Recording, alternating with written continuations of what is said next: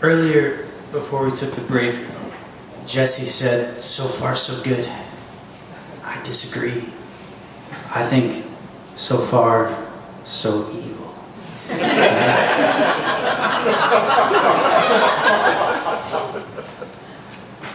I'm very happy to be here tonight.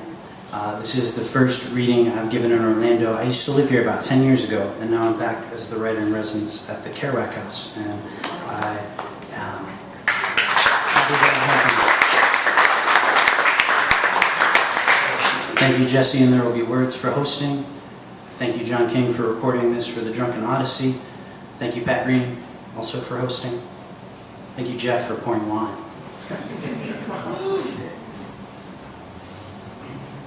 This story is called Any Old Apocalypse Will Do. The phone in this fallout shelter won't work. I've been trying to get a dial tone for days, but the landline's been dead since everything went dark. The cell towers, the internet, the TV, they all went a while back, before the electricity, before the city went black. The generator's running out of gas, like the planet. We thought we had that problem solved with solar, and the panels would work fine if the sun wasn't blacked out by the bombs or the eruptions. Scientists think ISIS and Ebola are probably to blame for the zombies, and that it might all have something to do with the nukes Russia dropped and GMOs and vaccines. Near as anyone can tell, it went down like this. Global warming and climate change led to large swaths of land no longer being arable, and the sharp decline in agricultural yields caused the price of food to skyrocket. People flocked to the cities because there was a better chance of finding food. That's where the government was giving out aid rations.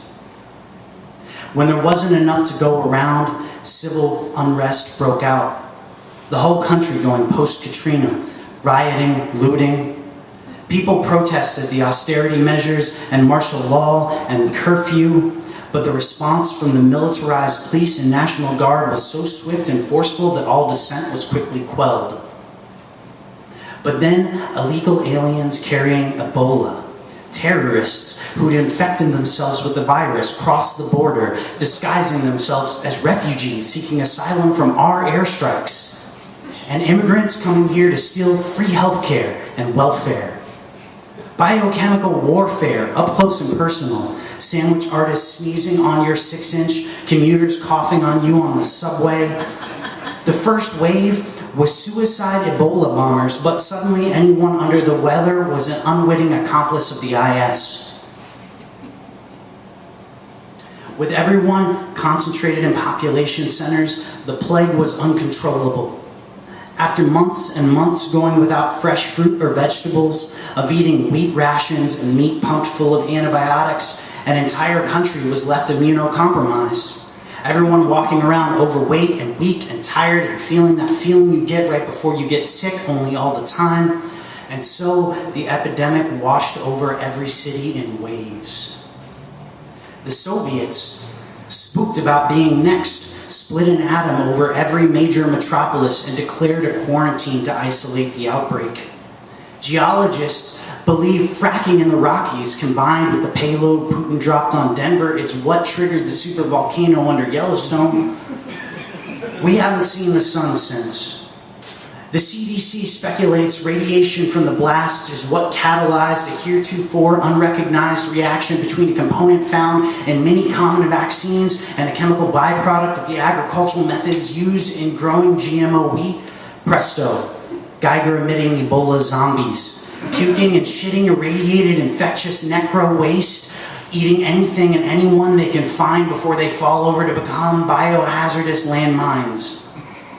The only survivors now navigate the perpetual dismal dusk of a dead and decaying society.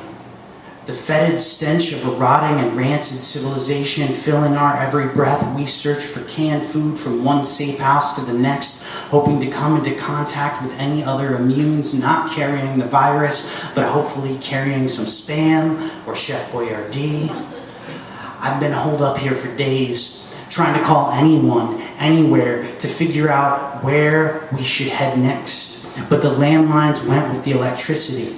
I've already siphoned every gas tank around that isn't a diesel, and now the generator's almost out of gas, and I'm down to my last 2 tins of Hormel.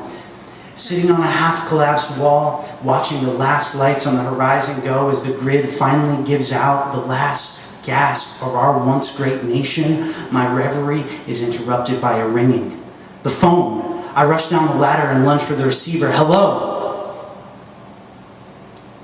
Hello? This is American Education Services calling on behalf of Sally Mae with an important message about your student loans.